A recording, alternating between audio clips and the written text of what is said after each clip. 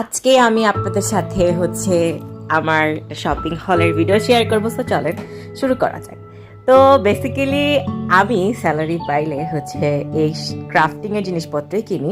তো first of all এই 2 bag ভর্তি অনেক কিছু ছিল। ফার্স্ট একটা ক্যানভাস দেখাইলাম, তারপর গ্লেস, তারপর রেজিন এগুলা কিনেছি। তারপর বেস্ট বাই থেকে এই 2টা বাস্কেট কিনেছি আমার রঙগুলো অর্গানাইজ করার জন্য।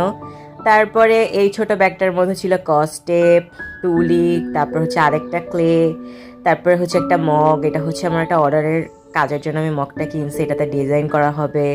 তারপর একটা খুব সুন্দর একটা জিনিস, কিন্তু সেটা এই শিনচ্যানটা। জানেন এই শিনচ্যানটা খুবই ইউনিক একটা চাবির রিং, প্লাস এটা খুব সুন্দর মুড চেঞ্জ হয়, এভাবে করে ধরলেই মুডটা চেঞ্জ হয়েছে। এটার দাম ছিল মাত্র 100 টাকা। তো তারপরে এগুলা নিয়ে আমি আজকে খুবই খুশি। তো আজকে এই পর্যন্ত, সবাই ভালো থাকুন, সুস্থ থাকুন, দেখাবেন নতুন কোনো ভিডিওতে।